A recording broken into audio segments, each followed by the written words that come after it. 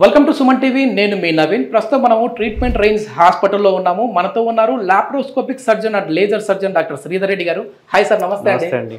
Sir, మన videos కి కింద ఒక కమెంట్ వచ్చిందండి. సార్, మీరు బాగానే చెప్తా ఉన్నారు, కొంచెం హార్డ్ స్టూల్ వచ్చింది అని అంటే వెంటనే మీరు సిరప్లు కానీ టాబ్లెట్స్ కానీ ఇట్లా తీసుకోకండి, డాక్టర్ని కలవండి అంటా ఉన్నారు.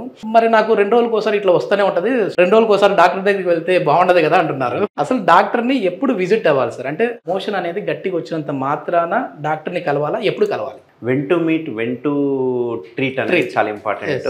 సో వెన్ టు మీట్ అని వచ్చే వరకు చూసుకుంటే కనుక ఎప్పుడైనా కనుక పేషెంట్కి ఒకసారి కానీ 2 సార్లు కానీ ఎప్పుడైనా కానీ రక్తం పడితే కనుక ఖచ్చితంగా డాక్టర్ని మీట్ అయ్యే అవకాశం ఉండాలి. అవకాశం కాదు, కంపల్సరీ మీట్ అవ్వాలి.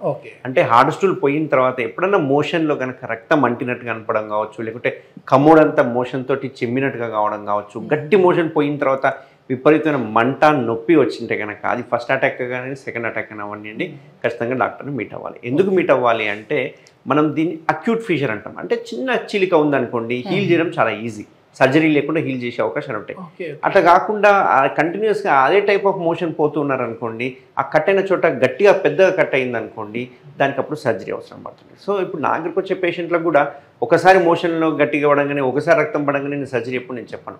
వాళ్ళకి నేను ఒక అవకాశం ఇస్తాను, ఫుడ్ హ్యాబిట్స్ మార్చుకోమని చెప్తుంటాను. వాళ్ళు సిడ్జ్ బాత్, ప్రీవియస్ వీడియోలో చెప్పాను, సిడ్జ్ బాత్ చేయడం కానీ ఆయింట్మెంట్ వాడడం కానీ ఇట్లాంటివి చేయడం వల్ల ఫస్ట్ అటాక్ నుంచి తప్పించుకునే అవకాశం. బట్ కొందరికి ఏంటి అంటే వాళ్ళకి విపరీతమైన నొప్పి మంట ఉంటుంది, ఆల్రెడీ యానల్ కెనాల్ మొత్తం దగ్గరికి అయిపోయి ఉంటుంది. అట్లాంటి వాళ్ళకి మనము మందులతో ట్రీట్ చేయడం అనేది ఫూలిష్ అన్నట్టు. ఎందుకంటే వాళ్ళు ఎంత ట్రీట్ చేసినా కానీ మళ్ళీ వాళ్ళు నెక్స్ట్ డే మోషన్ పోయే వరకు మళ్ళీ కట్ అయిపోతుంది. అట్లాంటి వాళ్ళకి మాత్రం సర్జరీ కావాలి.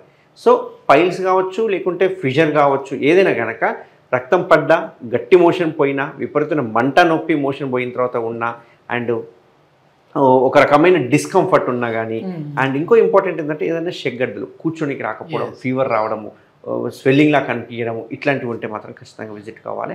ఫిస్టులా పేషెంట్స్కి మాత్రం నేను చెప్పేది ఏంటి అంటే యానల్ కెనాల్ దగ్గర తడి ఉండడము, మెయిన్గా యానల్ కెనాల్ దగ్గర తడిలా కనిపించడము, చీమ్ లాంటిది కారడము, ఇట్లాంటివి ఉంటే 1 డే కూడా నెగ్లెక్ట్ చేయకూడదు. ఖచ్చితంగా సర్జరీ. మోషన్కి వెళ్ళినప్పుడు జిగటగా వస్తూ ఉంటుంది కొద్దిమందికి, సో అది కూడా ఏమైనా సమస్య కిందకే చూడొచ్చా, లేదంటే అదేదో సరిగా జీర్ణం అవ్వలేదని అనుకోవచ్చా సార్? సో ఈ జిగట రావడానికి చాలా కారణాలు ఉంటాయి. ఫుడ్ ఇన్ఫెక్షన్ కావచ్చు, లేకపోతే బ్యాక్టీరియల్ ఇన్ఫెక్షన్ కావచ్చు, ఏదైనా ఉంటే అట్లా జిగిరి రావడము, నురుగు రావడము, ఫౌల్ స్మెల్ రావడము, ఇట్లాంటివి ఉంటాయి.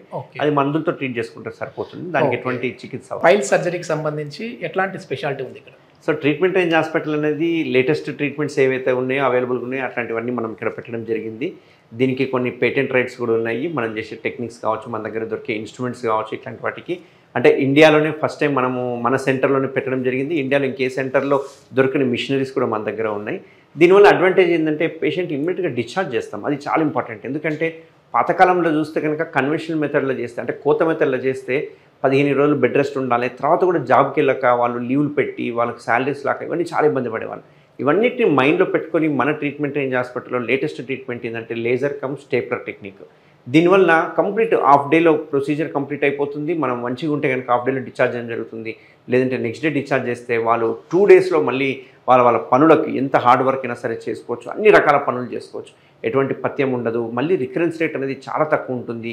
కొంచెం పేషెంట్స్ కూడా జాగ్రత్తలు తీసుకుంటే 100% సక్సెస్ రేట్ ఉంటుంది అన్నట్టు. ఇది మొత్తానికి కాన్స్టిపేషన్, మలబద్ధక సమస్య వచ్చినప్పుడు దాన్ని నెగ్లెక్ట్ చేయకుండా 1-2 రోజులు మాత్రమే సమస్య ఉందన్నప్పుడు హాస్పిటల్ చుట్టూ పరిగెత్తకుండా సార్ చెప్పినట్లు మామూలుగా నిజంగానే అక్కడ బ్లడ్ పడేలా ఉంది అని అంటే మాత్రం దీన్ని నెగ్లెక్ట్ చేయకండి. ఇది పైల్స్ వచ్చే విధంగా ఉంటుంది. సో పైల్స్, ఫిషరీ ఏదైనా కావచ్చు అని చెప్పేసి డాక్టర్ గారు చెప్తా ఉన్నారు. So thank you sir.